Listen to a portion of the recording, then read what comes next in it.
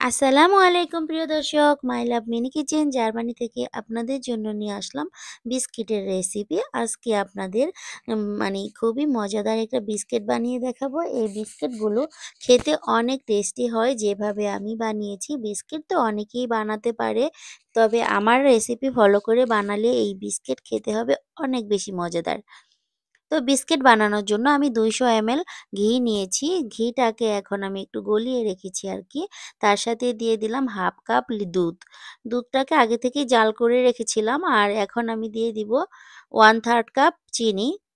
সেটা দিয়ে আমি 2 বার দিয়ে দিলাম, কারণ আমি একটু বেশি করে বানাবো। আর এখানে দিয়ে দিব 3 প্যাকেট আরকি সুগার, ভ্যানিলা সুগার।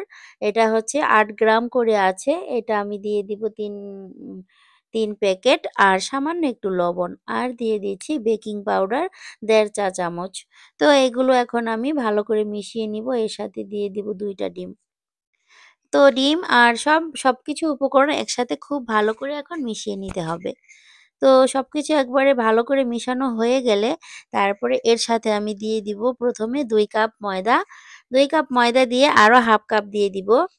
তারপরে আগে মিশিয়ে দেখব আমার কতটুকু লাগবে। যদি লাগে আরো দিব। এইজন্য মানি এই যে এখন ২.৫ কাপ দিয়ে নিলাম।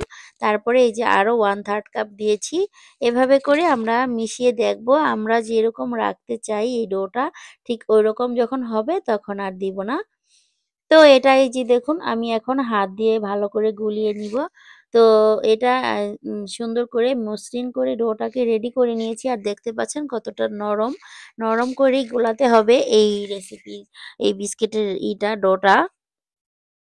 তো এরকম নরম করে গোলানোর পরে আমি একটা পাইপিং ব্যাগের মধ্যে ঢুকিয়ে নিয়েছি। তারপরে এই যে কেক ডিজাইন করার যে নজেল গুলো থাকে সেটা দিয়ে আমি জাস্ট এভাবে করে একটু লম্বা করে বানিয়ে নিচ্ছি। এই বিস্কিটগুলো চিকন, চিকন আছে, কিন্তু এখন যখন আমরা ওভেনে বেক করব তখন কিন্তু এগুলো ফুলে একদম ডাবল হয়ে যাবে। আর যাদের কাছে নাকি ওভেন নেই তারা কিন্তু অবশ্যই চুলাতেও বেক করতে পারবেন। চুলাতে একটা কড়াই ফ্রি হিট করে নিবেন আপনারা।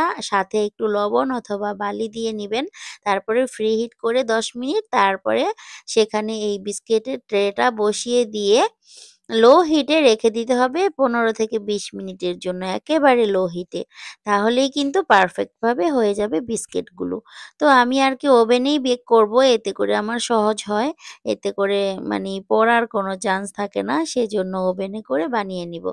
আর যাদের কাছে ওভেন নেই তাদের জন্য কি ওই অপশনটা বলে দিলাম। তো এই এখন সাইডগুলোকে একটু হাতের সাহায্যে ঠিক করে নিলাম। যেগুলো আরকি একটু বাঁকা-তাড়া ছিল সেগুলো ঠিক করে নিলাম। আর এই তো এখন একটু সরিয়ে দিচ্ছি, কারণ একেবারে পাশাপাশি থাকলে আবার একটার সাথে একটা লেগে যাবে। এগুলো আরো ফাঁকা, ফাঁকা করে দিলে বেশি ভালো হয়। তবে আমাদের এই ওভেনটা বেশি একটা বড় না, ছোট। সেজন্য আমি একটু মানি বেশি করে দিয়েছি। তবে এটা এই যে দেখুন বেক করার পরে এটা দেখুন এরকম অবস্থা হয়েছে, লেগে, লেগে গিয়েছে।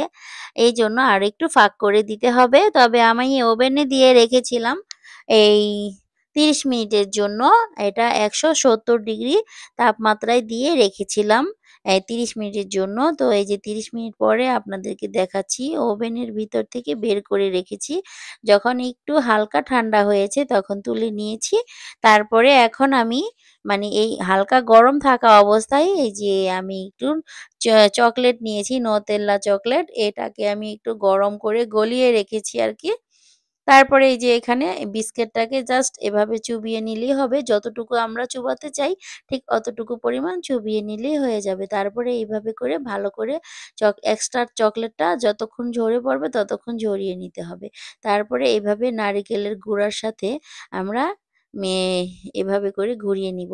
তাহলেই কিন্তু অনেক সুন্দর হয়ে যায়। আর খেতে তো অনেক বেশি টেস্টি হয়। বাচ্চারা তো অনেক বেশি ভালোবেসে খায় যেহেতু চকলেট দিয়েছি। আর এই কাজটা আমি আমার বাচ্চাদের জন্যই করছি, কারণ ওরা চকলেট দিলে তাহলে এগুলো খাবে আমি জানি। নয়তোবা এগুলো ধরবেও না, খাবেই না।